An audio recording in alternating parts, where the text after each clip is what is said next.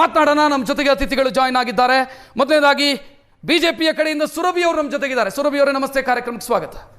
ಜೆಡಿಎಸ್ನಿಂದ ರಾಜು ಗೌಡರು ಜೊತೆಗಿದ್ದಾರೆ. ಗೌಡ್ರೆ ನಮಸ್ತೆ, ಕಾರ್ಯಕ್ರಮಕ್ಕೆ ಸ್ವಾಗತ. ಆರ್ಥಿಕ ತಜ್ಞ ಸುರೇಶ್ ಅವರೇ ನಮಸ್ಕಾರ. ಇನ್ನು GKVKಯ ನಿವೃತ್ತ ಉಪನ್ಯಾಸಕರು ಚಂದ್ರಕಾಂತ್ ಅವರು ನಮ್ಮ ಜೊತೆಗಿದ್ದಾರೆ. ಸರ್ ನಮಸ್ತೆ. ನಾನು ಸುರೇಶ್ ಅವರಿಂದ ಶುರು ಮಾಡ್ತೀನಿ. ಬಹುಶಃ ನಾನು ಆಗಲೇ ಹೇಳಿದೆ 4.09 ಲಕ್ಷ ಕೋಟಿಯ ಬಜೆಟ್ ಕಳೆದ ಬಾರಿಯದ್ದು, ಅಂದ್ರೆ ಈ ಆರ್ಥಿಕ ವರ್ಷದ್ದು, ಮುಂದಿನ ಆರ್ಥಿಕ ವರ್ಷಕ್ಕೆ 4.48 ಲಕ್ಷ. ವಾಸ್ತವ ಹಂಗಿಲ್ಲ. ಆರ್ಟ್ ಆಫ್ ಎಸ್ಟಿಮೇಷನ್ ಅಂತ ನಾವು ಬಜೆಟ್ ಅನ್ನು ಕರಿತೀವಿ, ಬಟ್ ಎಸ್ಟಿಮೇಷನ್ ಅಲ್ಲೇ ಎಡವಿದ್ದೀವಿ. ರಕ್ಷಿತ್, ಏನಾಗುತ್ತೆ ಅಂದರೆ ಈ ಬಜೆಟ್ ವಿಚಾರವಾಗಿ ನಾವು ಹೇಳಬೇಕಂದ್ರೆ ತಮಗೆ ಗೊತ್ತಿರಾಗೆ ಬಜೆಟ್ ಅನ್ನೋ ಪದ ಅರ್ಥ ಏನಂದರೆ ನಾವು ಬಜೆಟ್ ಮಾಡ್ತಿರೋದು ಅರ್ಥ ಅಂದರೆ ನಾವು ಊಹೆ ಮಾಡ್ತಾ ಇದ್ದೀವಿ. ಒಂದು ಎಸ್ಟಿಮೇಟ್ ಬೇಸಿಸ್ ಮೇಲೇ ಒಂದು ಬಜೆಟ್ ಪ್ರಕ್ರಿಯೆ ನಡೆಯೋದು. So there cannot be exact, it has to be on the basis of certain calculation. So question is how far we are reaching or how near we are reaching.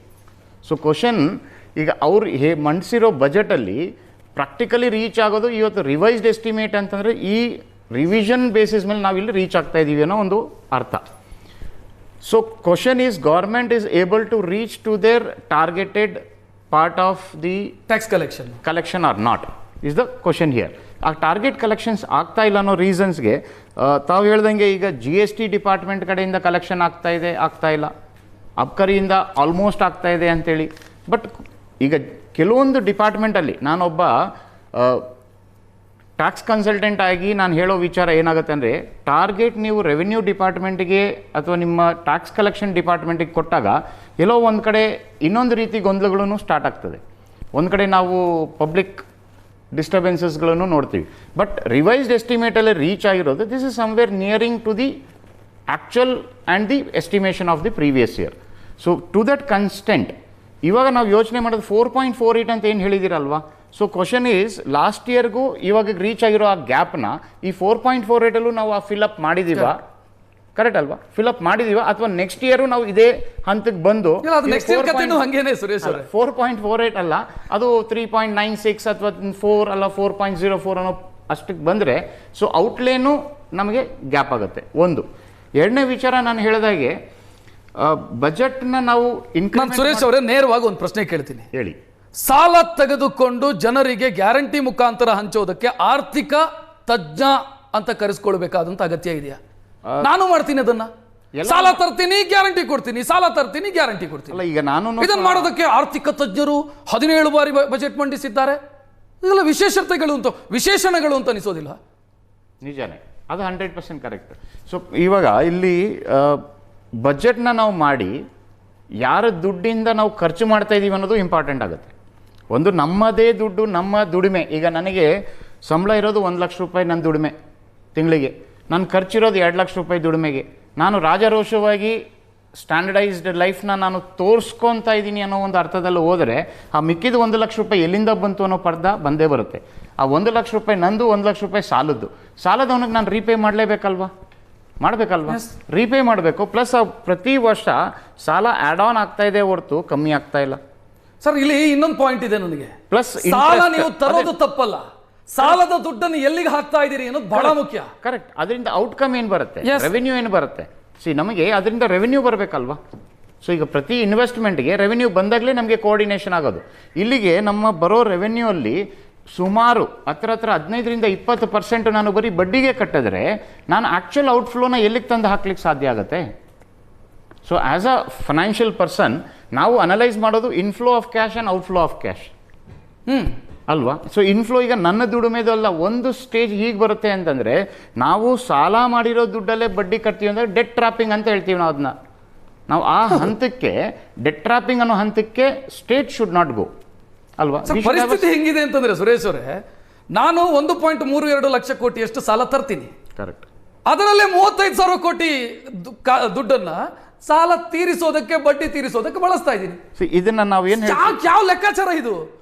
ಇದರಲ್ಲಿ ನಾವು lending ಫಾರ್ಮುಲಾದಲ್ಲಿ ಹೇಳುವಾಗ ರಕ್ಷತ್ ಏನಾಗುತ್ತೆ ಅಂದರೆ, lending ಫಾರ್ಮುಲಾದಲ್ಲಿ ನಾನು ಇವಾಗ ಬ್ಯಾಂಕಿಂದ loan ತೊಗೊತೀನಿ.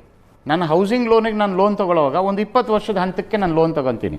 ಇಲ್ಲಿಗೆ ನಾನು 50 ಲಕ್ಷ ಲೋನ್ ತೊಗೊಂಡು ನಾನು ರೀಪೇ ಮಾಡೋದು ಸುಮಾರು 20 ವರ್ಷದ ಕಾಲದಲ್ಲಿ ರೀಪೇ ಮಾಡ್ತೀನಿ. ಸೊ ನನಗೆ ಪೋರ್ಷನ್ ಆಫ್ ಪೇಮೆಂಟ್ EMI ಕಮ್ಮಿ ಇರ್ತದೆ ಅಂದ್ಕೊಳ್ಳಿ. ಅದೇ ನಾನು NBFCಗೆ ಹೋಗಿ 10 ತಿಂಗಳಿಗೆ ನಾನು ಲೋನ್ ತೊಗೊಂಡ್ರೆ 10 ತಿಂಗಳಿಗೆ ನಾನು ಲೋನ್ ತೊಗೊಂಡು ಅದನ್ನ ಬಳಕೆ ಮಾಡದಿರ 2 ತಿಂಗಳು ನಾನು ಅದನ್ನೆಲ್ಲೋ ಅನಲೈಸ್ ಮಾಡಿ ಪ್ಲ್ಯಾನ್ ಮಾಡೋಷ್ಟೊತ್ತಿಗೆ 2 ತಿಂಗಳಲ್ಲಿ ನಾನು ಪ್ರಿನ್ಸಿಪಲ್ ಮನಿನೇ ರೀಪೇ ಮಾಡ್ತಾ ಇದ್ದೀನಿ ಅನ್ನೋ ಅರ್ಥದಲ್ಲಿ ಬಂದರೆ I am not using that money for my cause of development. ನಾನು ಅದನ್ನು ನಮ್ಮ ವೀಕ್ಷಕರಿಗೆ ಇನ್ನೂ ಸರಳವಾಗಿ ವಿವರಿಸಬೇಕು.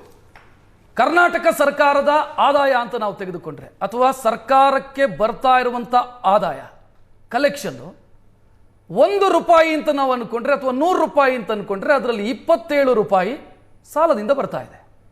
ಖರ್ಚು 100 ರೂಪಾಯಿ ಖರ್ಚು ಮಾಡಿದರೆ ಸರ್ಕಾರ 20 ರೂಪಾಯಿಯನ್ನು ಸಾಲ ತೀರಿಸೋದಕ್ಕೆ ಮತ್ತು ಬಡ್ಡಿ ಕಟ್ಟೋದಕ್ಕೆ ಬಳಸ್ತಾ ಇದೆ. ಸೊ ಇದು ವಾಸ್ತವ ಸ್ಥಿತಿ. ತಂದ ಸಾಲದ ದುಡ್ಡನ್ನು ಎಲ್ಲಿಗೆ ಹಾಕ್ತಾ ಇದ್ದೀವಿ ನಾವು? ಸುರೇಶ್ ಅವರು ಅದನ್ನೇ ಕೇಳಿದ್ದು, ಎಲ್ಲಿಗೆ ಹಾಕ್ತಾ ಇದ್ದೀವಿ?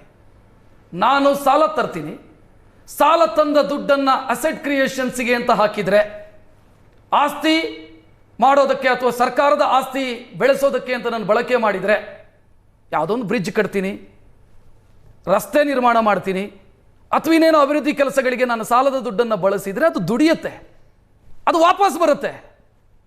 ನೀವು ಅದನ್ನು ಫ್ರೀ ಬಿಗಳಿಗೆ ಕೊಡ್ತಾ ಹೋದರೆ ಎಲ್ಲಿ ವಾಪಸ್ ಬರುತ್ತೆ? ಸಾಲದ ಶೂಲ ಜಾಸ್ತಿ ಆಗ್ತಾ ಹೋಗುತ್ತೆ. ಅದು ಬಹಳ ಮುಖ್ಯ ಆಗುತ್ತೆ. ನಾನು ಸುರಭಿ ಅವರನ್ನು ಇನ್ಕ್ಲೂಡ್ ಮಾಡ್ತೀನಿ. ಸುರಭಿ ಅವರು ಏನು ಹೇಳ್ತೀರಿ? ನೋಡಿ, ಸಾಲ ಮಾಡುವಂಥದ್ದು ಮತ್ತೆ ಡೆಟ್ ಇಂದ ಫೈನಾನ್ಸ್ ಮಾಡುವಂಥದ್ದು ಇದು ಒಂದು ಪಬ್ಲಿಕ್ ಫೈನಾನ್ಸ್ನಲ್ಲಿ ಕೆಟ್ಟದು ಅಂತ ಇಲ್ಲ. ಬಹಳಷ್ಟು ರಾಜ್ಯಗಳಲ್ಲಿ ಮತ್ತೆ ಯೂನಿಯನ್ ಸ್ಟೇಟ್ ಗವರ್ಮೆಂಟ್ ಮಾಡುವಂಥದ್ದು ಅದೇ, ಸೆಂಟ್ರಲ್ ಗವರ್ಮೆಂಟ್ ಅದೇ. ಇಲ್ಲಿ ಪ್ರಾಬ್ಲಮ್ ಏನಾಗ್ತಾ ಇರೋದು, ಸಿದ್ದರಾಮಯ್ಯನವರು ಈ ಒಂದು ಅವರ ಸರ್ಕಾರ ರಚನೆ ಆದ ನಂತರ ಬಂದಿರುವಂತಹ ಸಂದರ್ಭದಲ್ಲಿ ಒಂದು ರೆವೆನ್ಯೂ ಸರ್ಪ್ಲಸ್ ಸ್ಟೇಟ್ನ ಅವರು ರೆವೆನ್ಯೂ ಡೆಫಿಸಿಟ್ಗೆ ನಡ್ಸ್ಕೊಂಡು ಹೋಗ್ತಾ ಇದಾರಲ್ಲ. ಸಾಲ ಮಾಡ್ತಾ ಇರೋದು ಸಂಬಳ ಕಟ್ಟೋದಿಕ್ಕೆ, ಸಾಲ ಮಾಡ್ತಾ ಇರೋದು ನಿಮ್ದು ಕಮಿಟೆಡ್ ಎಕ್ಸ್ಪೆಂಡಿಚರ್ಗೆ ಹೊರತು ನೀವು ಯಾವುದೇ ಆದಂತಹ ಕ್ಯಾಪಿಟಲ್ ಎಕ್ಸ್ಪೆಂಡಿಚರ್ಗೆ ಸಾಲ ಮಾಡ್ತಾ ಇಲ್ಲ ಅನ್ನೋದು ನಮಗೆ ಪ್ರಾಬ್ಲಮ್ ಆಗಿರುವಂಥದ್ದು.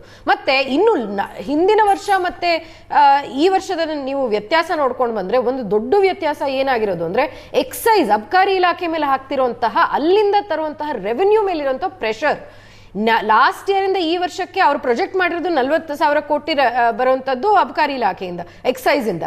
ಇವಾಗ ಪ್ರೊಜೆಕ್ಟ್ ಮಾಡ್ತಾ ಇರೋದು 45,000 ಕೋಟಿ. ಅಂದ್ರೆ ನೀವು 13% ಅಷ್ಟು ನೀವು ಜಾಸ್ತಿ ಅದ್ರ ಮೇಲೆ ಒತ್ತಾಯ ಹಾಕ್ತಾ ಇದ್ದೀರಾ ಅಂದ್ರೆ ನಿಮಗೆ ಅಂದ್ರೆ ಕುಡುಕರಿಂದ ನಾವು ರಾಜ್ಯ ಕುಡಿತಕ್ಕೆ ಪ್ರಚೋದನೆ ಕೊಡ್ತಾ ಇದ್ದೀರಿ ಅಂತ ಅರ್ಥ. ಒಂದು ಕುಡುಕರನ್ನು ಜಾಸ್ತಿ ಮಾಡಬೇಕು, ಅಲ್ಲ ಅಂತಂದ್ರೆ ಮಧ್ಯದ ದರ ಒಂದು ಜಾಸ್ತಿ ಮಾಡಿ, ಎರಡೇ ಆಪ್ಷನ್ ಇರೋದು. ಅಲ್ಲ, ಇದು ಸೀರಿಯಸ್ನೆಸ್ ನೋಡಿ ಯಾವ ತರ, ಯಾಕೆ ನಾವು ಸಾಲದ ಬಗ್ಗೆ ಮತ್ತೆ ಮೊನ್ನೆ ಒಂದು ನ್ಯೂಸ್ ಪೇಪರ್ ಆರ್ಟಿಕಲ್ ಬಗ್ಗೆ ಅವರು ಸಿದ್ದರಾಮಯ್ಯನವರು ಅದು ಕ್ಲಾರಿಫಿಕೇಶನ್ ಕೊಟ್ಟಿರೋದಿರ್ಬೋದು. CAG ನಲ್ಲಿ ಬಂದಿರುವಂತ ರಿವ್ಯೂ ನಲ್ಲಿ ಸಾಲದ ಹೊರೆ ಜಾಸ್ತಿ ಆಗ್ತಾ ಇದೆ, FRMB ಲಿಮಿಟ್ ಕ್ರಾಸ್ ಆಗೋ ಚಾನ್ಸಸ್ ಇದೆ. ಯಾಕೆ ಹೇಳ್ತಾ ಇದೀವಿ ಅಂದ್ರೆ ಕರ್ನಾಟಕ ಯಾವತ್ತು ರೆವೆನ್ಯೂ ಸರ್ಪ್ಲಸ್ ಸ್ಟೇಟ್ ಇದ್ದಿದ್ದಂತು, revenue very strong revenue collection ಇರ್ಬೋದು.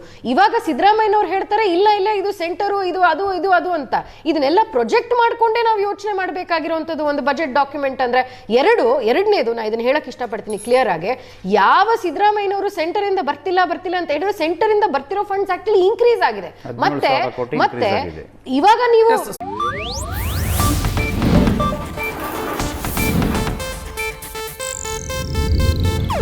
ಇದು ಏಷ್ಯಾನೆಟ್ ನ್ಯೂಸ್ ನೆಟ್ವರ್ಕ್ ಪ್ರಸ್ತುತಿ.